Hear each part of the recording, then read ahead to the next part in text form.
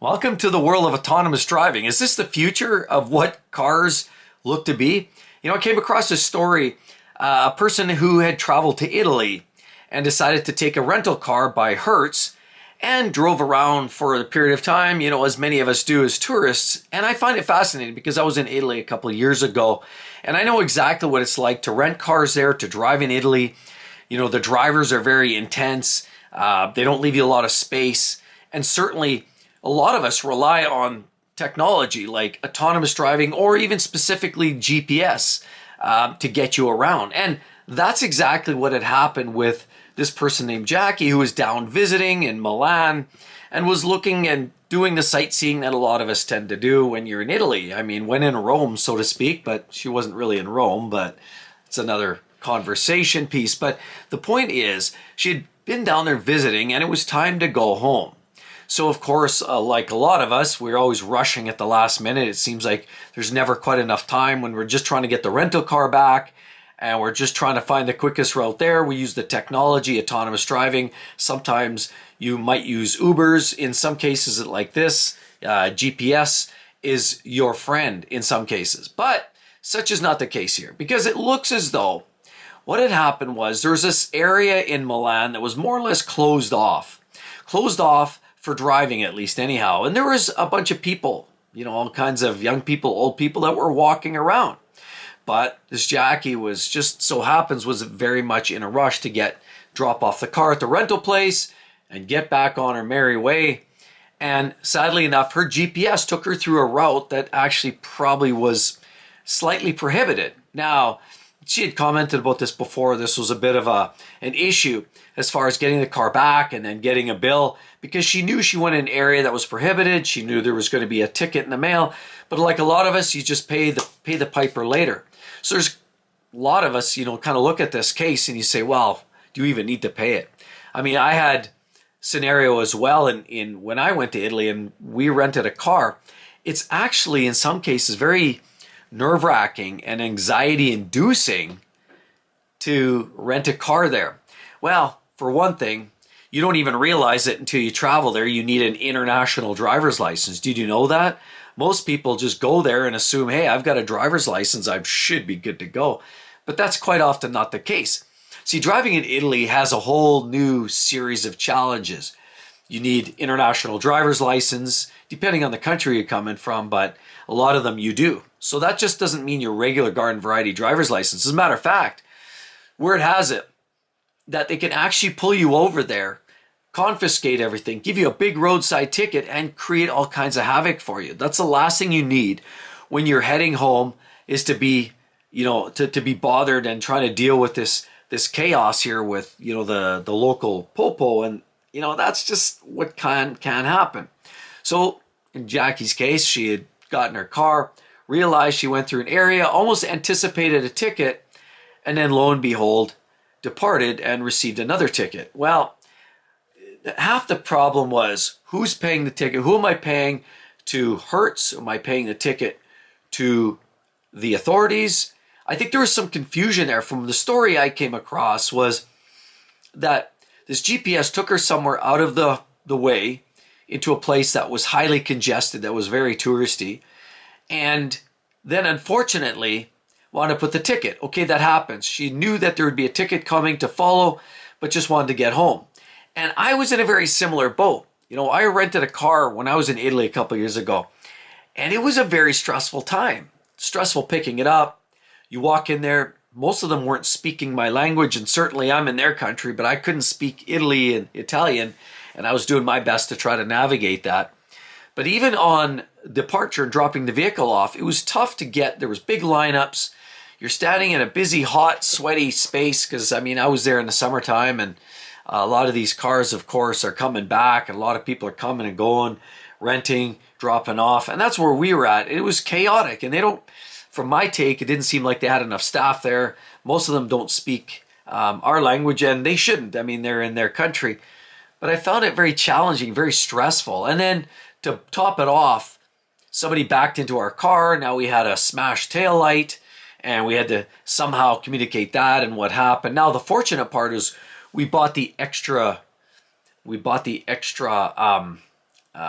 not warranty, but the extra coverage, if you will, the insurance to protect us. So it's basically walk away.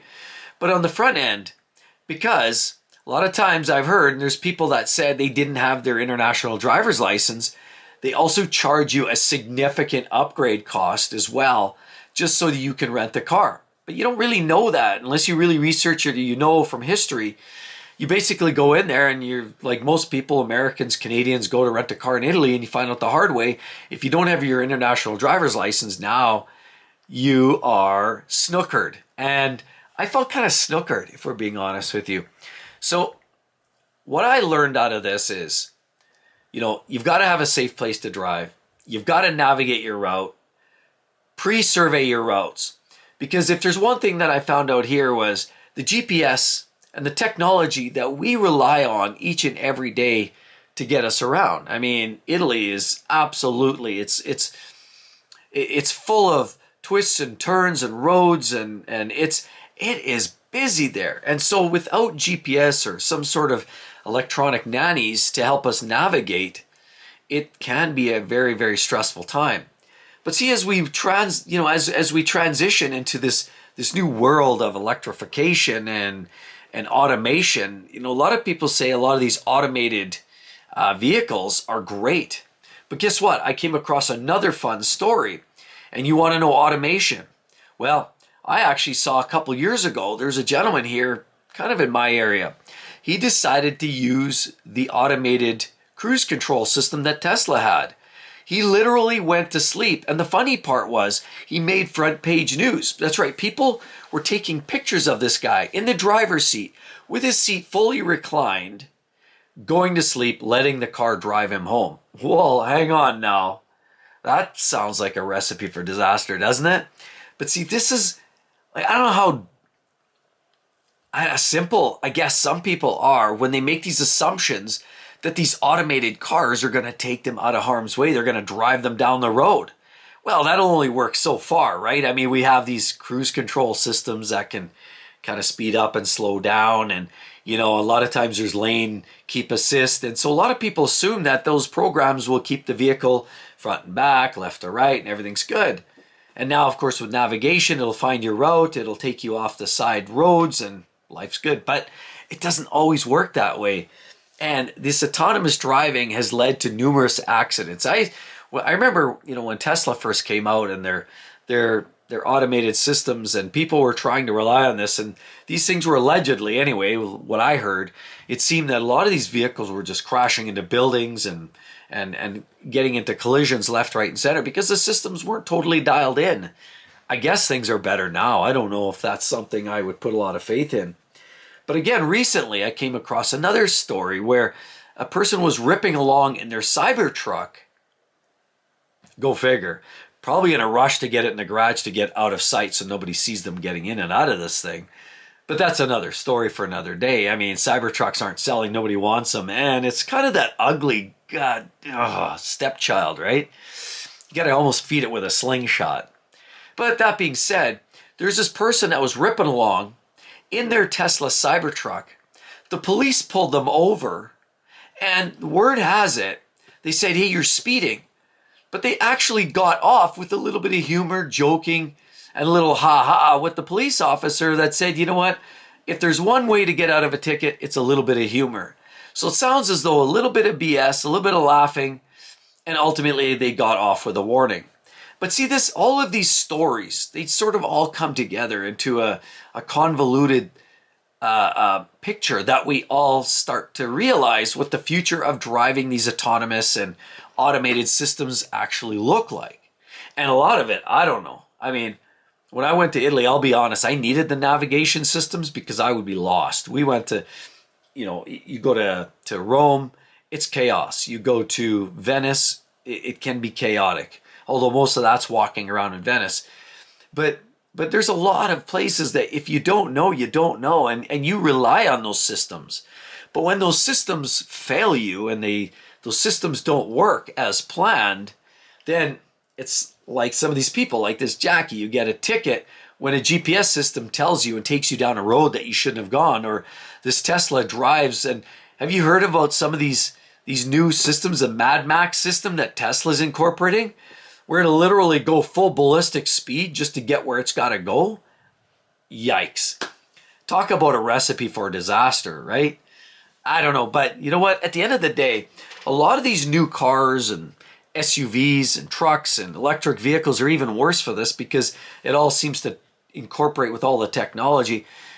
Either way, all of this autonomy in the new automotive space of the vehicles, it seems like a recipe for an obvious disaster. And, again, we use it when it's a tool, it works well. If we use it to supplement what we know, for example, backup cameras. We talk about, I can't believe how I can't believe how misinformed some people are that use exclusively the backup cameras and don't even use their mirrors. I come from an old time, I'm not a boomer, but certainly I come from an old day when, a lot of us that's all we had was a mirror. As a matter of fact, some of my old cars didn't even have a passenger mirror. You had one little mirror over here on the driver's side, and you might have a faded out little rear view mirror up here. That's all you had. And you were relying on your mirrors to back up safely. Sure, there's been cases, I know, and some of this technology is a good thing. Some of these cases where we've heard a lot of horror stories with people backing up and ran over a bicycle, a ball, a pet. It's bad, right?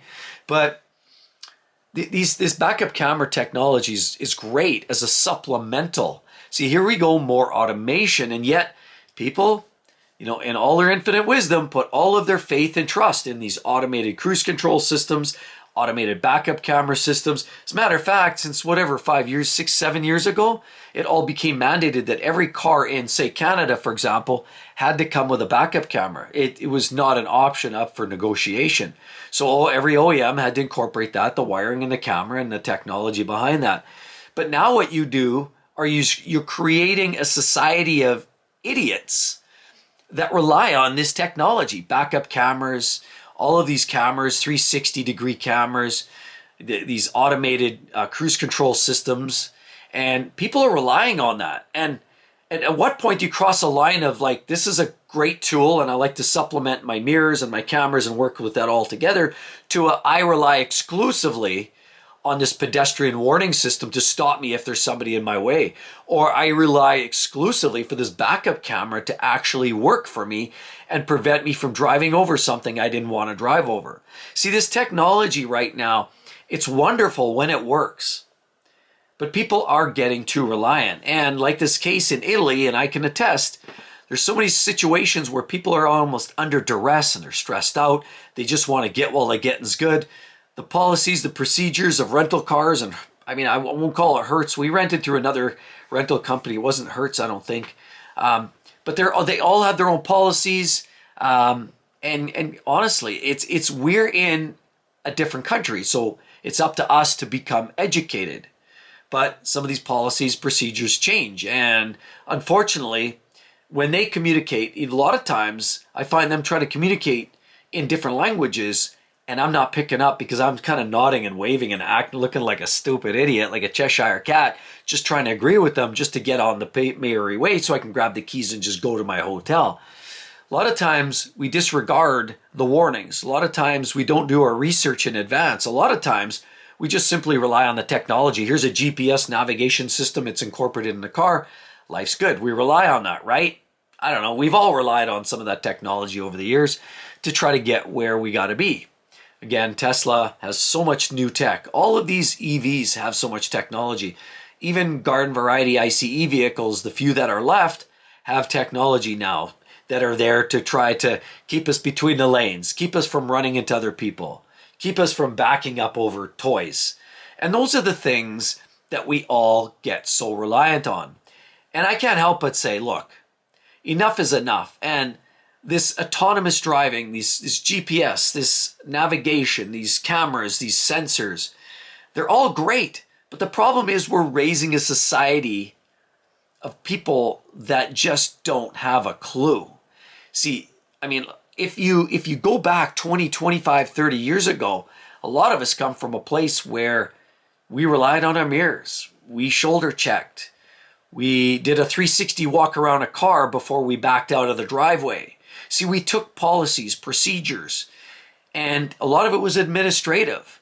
But now they're dumbing it down.